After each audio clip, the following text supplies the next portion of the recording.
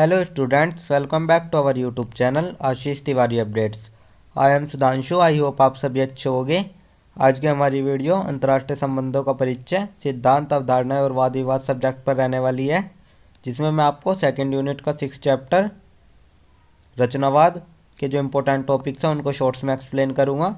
इससे पहले की वीडियो में हमने इस सब्जेक्ट की सेकेंड यूनिट का 5th चैप्टर नारीवाद के जो इम्पोर्टेंट टॉपिक्स थे उनको शॉर्ट्स में एक्सप्लेन किया था। अगर आप हमारे चैनल पर फर्स्ट टाइम विजिट कर रहे हो तो चैनल को ज़रूर सब्सक्राइब कर लीजिए, जिससे आने वाले और चैप्टर्स की वीडियो की नोटिफिकेशन आपको टाइम पर मिले। आज की वीडियो में मैं आपको बी ऑनर्स राजनीति विज्ञान सेमेस्टर सेकंड, जो कि आपका DSC 6 का सब्जेक्ट है, अंतर्राष्ट्रीय संबंधों का परिचय, सिद्धांत, अवधारणा और वाद विवाद, जो कि आपका 4th क्रेडिट का कोर्स है। जो सेकेंड यूनिट का 6 चैप्टर है रचनावाद, उसके जो इम्पोर्टेंट टॉपिक्स हो गए उनको शॉर्ट्स में एक्सप्लेन करेंगे। इससे पहले की वीडियो में हमने सेकेंड यूनिट का 5th चैप्टर के बारे में के जो इम्पोर्टेंट टॉपिक्स थे, नारीवाद के जो इम्पोर्टेंट टॉपिक्स थे उनका एक्सप्लेन किया था। तो चलिए वीडियो को स्टार्ट कर लेते हैं। तो आज की जो हमारी यूनिट रहने वाली है वो सेकेंड यूनिट रहने वाली है, अंतर्राष्ट्रीय संबंध के सिद्धांत, जिसका आपका चैप्टर नंबर 6 रचनावाद। इस चैप्टर में हम रचनावाद की जो विचारधारा है उसके बारे में पढ़ेंगे। तो सबसे पहले हम एक छोटा सा परिचय देख लेते हैं। अंतर्राष्ट्रीय संबंध की विद्या शाखा यूरो केंद्रिक रही है। यूरो केंद्रिता का अभिप्राय यह है कि पाश्चात्य प्रतिमान को विशेष विश्व से बेहतर देखा जाता है। जो आपका अंतर्राष्ट्रीय संबंध की विद्या शाखा है वो यूरो केंद्रिक रही है। जो यूरो केंद्रिता है उससे यह अभिप्राय है कि जो पाश्चात्य प्रतिमान है उसको शेष विश्व से बेहतर देखा जाता है। इस प्रकार की संकीर्णता के कारण एक विशेष व्यवस्था की प्रधानपूर्ण प्रकृति का स्थायीकरण हो जाता है।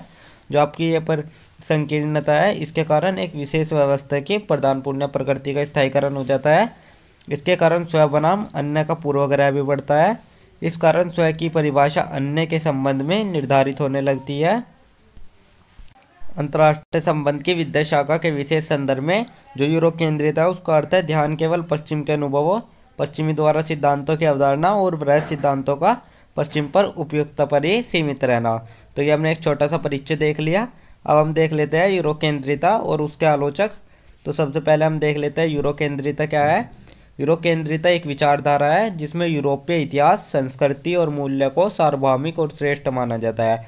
जो आपकी यूरो केंद्रिता विचारधारा है इसमें यूरोपीय इतिहास, संस्कृति और मूल्य को सार्वभौमिक और श्रेष्ठ माना जाता है। यह दृष्टिकोण दुनिया के अन्य समाजों, संस्कृतियों और ज्ञान प्रणालियों को हाशिए पर रखता है और उन्हें अविकसित या गौण मानता है। जो आपका यूरो केंद्रिता का दृष्टिकोण है ये दुनिया के जो अन्य समाज होते हैं और संस्कृतियाँ और ज्ञान प्रणालियाँ हैं उनको हाशिए पर रखता है और उन्हें अविकसित और गौण मानता है। तो ये हमने यूरो केंद्रिता का परिचय देख लिया। अब हम यूरो केंद्रिता की कुछ मुख्य विशेषताएं देख लेते हैं, जिसमें आपके सबसे पहले आती है यूरोप को केंद्र में रखना, इतिहास, विज्ञान और राजनीति में यूरोप को सर्वोच्च मान्यता देना। जो आपका इतिहास, विज्ञान और राजनीति है इसमें यूरोप को सर्वोच्च मानना इसकी एक मुख्य विशेषता है। दूसरा आता है औपनिवेशिक प्रभाव, अन्य सभ्यताओं को यूरोपीय मानकों पर परखना और उन्हें पिछड़ा करार कर देना। थर्ड आपका आता है ज्ञान वर्चस्व, इसमें विज्ञान, कला और दार्शनिक परंपराओं में यूरोपीय दृष्टिकोण को श्रेष्ठ मानना। तो आप इसके मुख्य विशेषताओं में आप एक प्रकार से देख सकते हैं, आपके हर क्षेत्र में यूरोप को श्रेष्ठ मानना इसकी एक मुख्य विशेषता है। अब हम देख लेते हैं यूरो केंद्रिता के आलोचक, जिसमें आपके सबसे पहले आते हैं एडवर्ड सैयद जी, जिन्होंने अपनी पुस्तक ओरिएंटलिज्म 1978 में उन्होंने दिखाया कि पश्चिमी देशों ने पूर्व को रूढ़ियों और गलत धारणाओं के माध्यम से चित्रित किया, जिससे यूरोपीय श्रेष्ठता को बढ़ावा मिला। जो एडवर्ड सैयद जी है उन्होंने अपनी पुस्तक ओरिएंटलिज्म 1978 में पश्चिमी देशों ने जो पूर्व थे उनको रूढ़ियों और गलत धारणाओं के माध्यम से विकसित किया, जिससे आपको जो यूरोप है उसको श्रेष्ठता मिली। दूसरा आपके आते हैं समकालीन उत्तर औपनिवेशिक विद्वान, जैसे कि आप गयान, प्रतिसाद, स्पिवाक और वाल्टर मिनिलो, जो यूरोप केंद्रित दृष्टिकोण को चुनौती देते हैं और वैकल्पिक ज्ञान प्रणालियों की वकालत करते हैं। थर्ड आपका ग्लोबल साउथ के विद्वान, जैसे कि आप अमर्त्य सेन जैसे विद्वान हैं उनको देख सकते हैं। उन्होंने बहुसांस्कृतिक दृष्टिकोण और एशियाई परंपराओं की महत्ता को रेखांकित किया। अब हम देख लेते हैं पश्चिम के परे अंतर्राष्ट्रीय संबंध का सैद्धांतिकरण। पश्चिम के परे अंतर्राष्ट्रीय संबंध का सैद्धांतिकरण मुख्य रूप से पश्चिमी दृष्टिकोण जैसे यथार्थवाद, उदारवाद, निर्माणवाद से हटकर गैर पश्चिमी दृष्टिकोण को शामिल करने पर जोर देता है। जो आपका पश्चिम से परे सैद्धांतिकरण है, ये जो आपके पश्चिमी दृष्टिकोण है जैसे कि यथार्थवाद, उदारवाद, निर्माणवाद, उनको हटाकर जो आपके गैर पश्चिमी दृष्टिकोण है उनको शामिल करने पर जोर देता है। यह उपनिवेश विरोधी, वैश्विक दक्षिण, सभ्यतागत और स्वदेशी परंपराओं को महत्व देता है। जो आपका पश्चिम के परे अंतर्राष्ट्रीय संबंध का सैद्धांतिकरण है, ये उपनिवेशी विरोधी, वैश्विक दक्षिण, सभ्यतागत और स्वदेशी परंपराओं को महत्व देता है। अब अंतर्राष्ट्रीय संबंध की वैकल्पिक व्याख्याएं देख लेते हैं, जिनमें आपका सबसे पहला आता है चीन केंद्रित दृष्टिकोण। विश्व को एक परिवार मानने वाली अवधारणा जो सहयोग और नैतिकता पर बल देती है। तो जो विश्व है उसको एक परिवार मानने वाली अवधारणा है ये, जो कि सहयोग और नैतिकता पर बल देती है।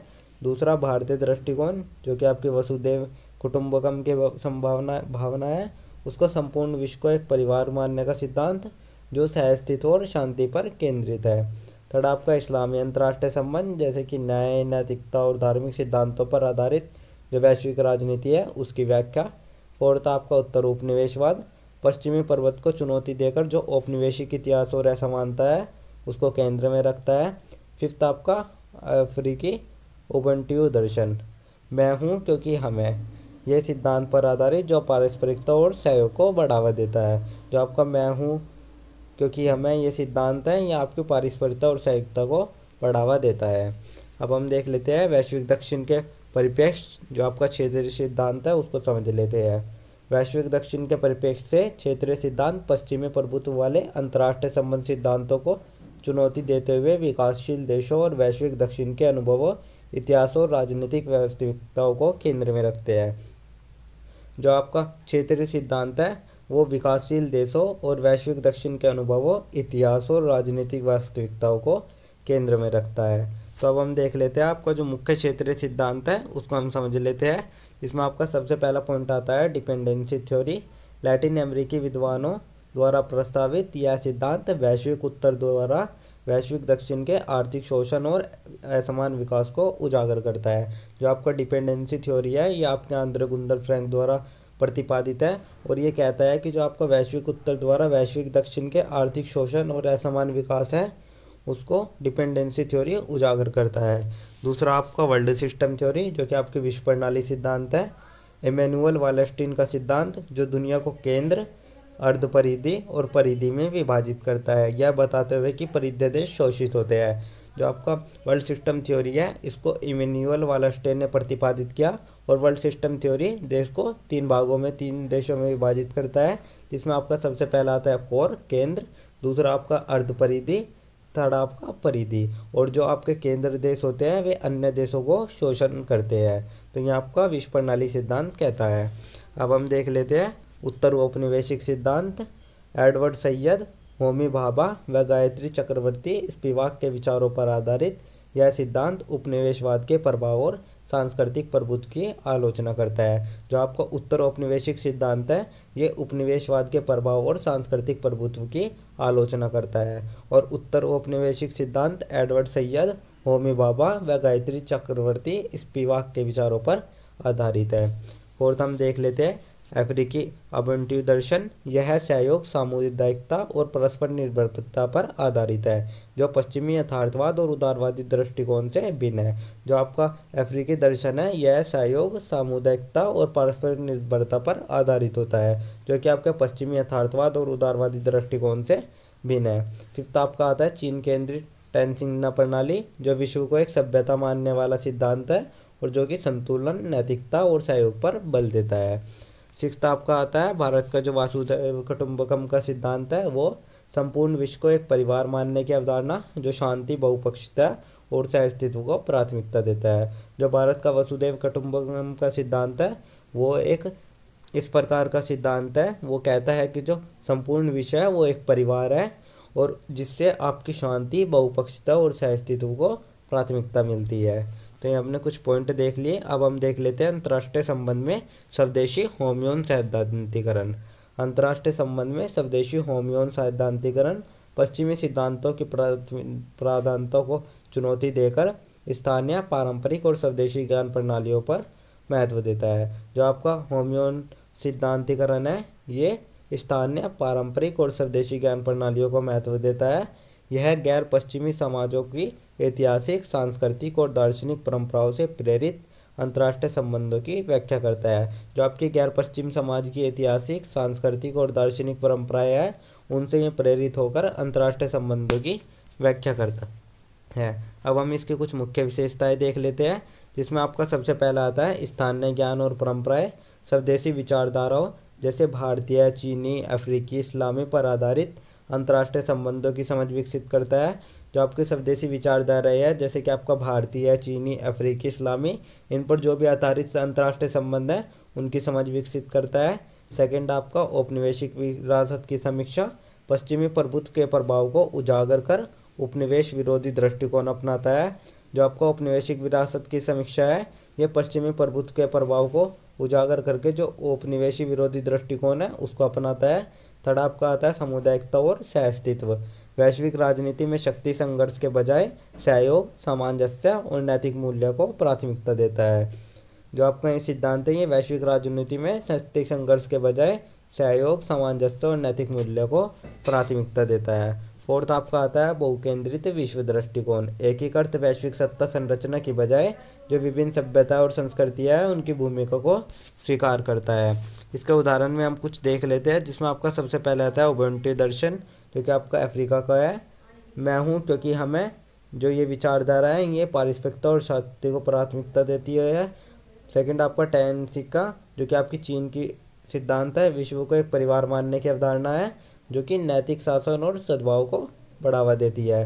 थर्ड आपके भारत की वसुधैव कुटुंबकम के सिद्धांत, जो कि संपूर्ण विश्व को एक परिवार के रूप में मानता है, जिससे बहुपक्षीय सहयोग और अहिंसा को केंद्र में रखता है।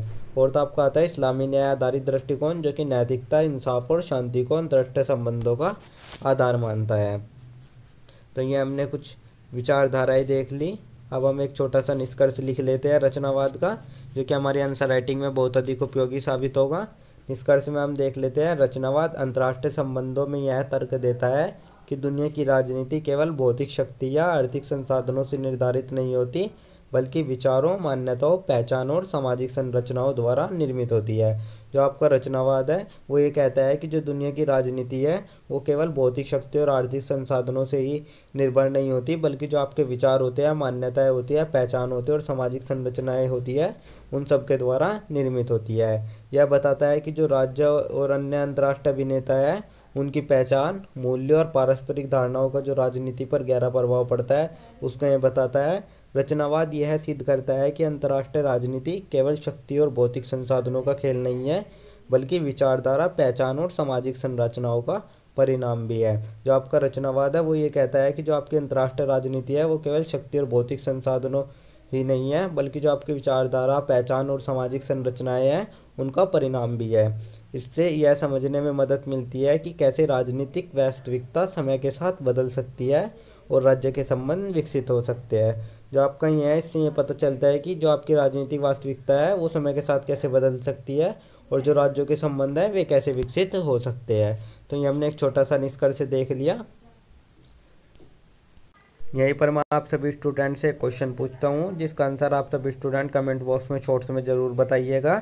आज का हमारा क्वेश्चन ये रहने वाला है, जो आपका क्षेत्रीय सिद्धांत है उसके बारे में आप कमेंट बॉक्स में ज़रूर बताइएगा। उसको आप सभी स्टूडेंट शॉर्ट्स में कमेंट बॉक्स में अपना आंसर ज़रूर दें। तो ये था आपका सेकेंड यूनिट का 6th चैप्टर रचनावाद, जिसके इंपॉर्टेंट टॉपिक्स मैंने आपको शॉर्ट्स में एक्सप्लेन कर दिए हैं।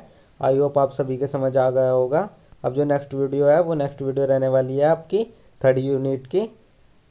अगर आपको ये नोट्स चाहिए तो आप हमारा टेलीग्राम चैनल ज्वाइन कर सकते हैं, वहाँ आपको ये नोट्स मिल जाएंगे। और अगर किसी भी स्टूडेंट का कोई डाउट या क्वेरी है तो आप सभी हमारे कमेंट सेक्शन में या हमारे इंस्टा पेज को फॉलो करके पूछ सकते हैं। और डेली अपडेट्स के लिए आप सभी हमारा व्हाट्सएप चैनल ज्वाइन कर लीजिए। Thank you, have a good day.